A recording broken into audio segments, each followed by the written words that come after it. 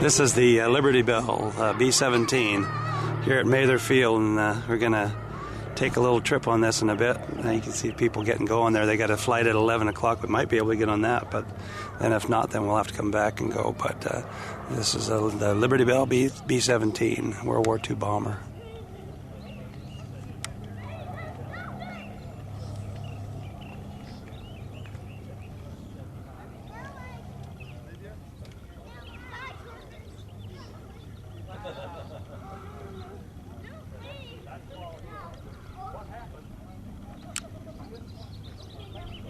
Okay, and here we go.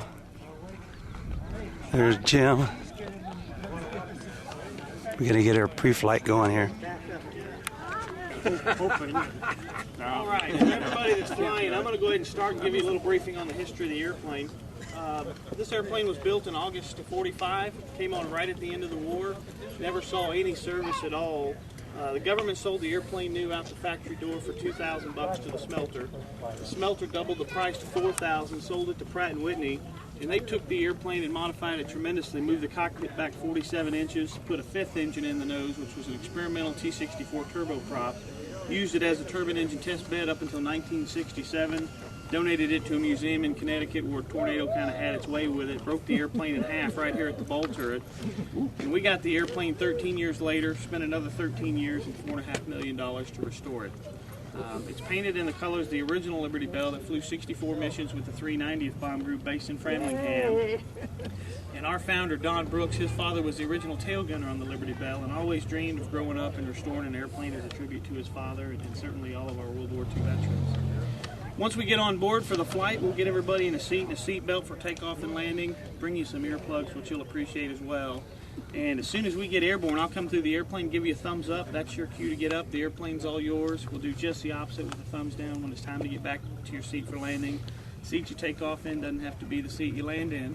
For everybody in the hatch, you'll see this escape hatch up here in the ceiling. We keep that out in the radio room, which is kind of our in-flight air conditioning. So as you walk through the radio room, you might want to hold on to your hat. Yeah, no kidding. Otherwise, it's a beautiful, unobstructed view of the tail. Sure don't. We used to. That's right. But it was kind of a worthless gun. That's what I understand.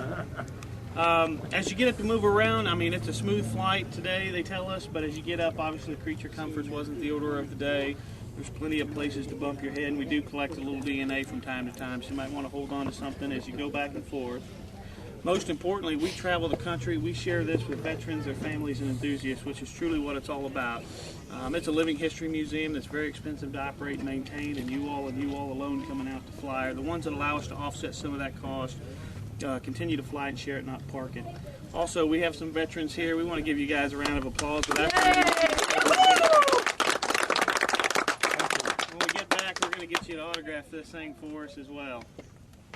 Any questions? How long is the flight? Half hour. Good deal. All right, where is James and Lou? Sigler? Okay, you guys were the first to book. You get to get in first. That's our first class service. As good as it gets. And we're all set. They only got one can of water. And he's done this a few times. Is that our assigned seat? Nope, these are earplugs, man. You might appreciate those. Okay, we're starting up. There's the gun.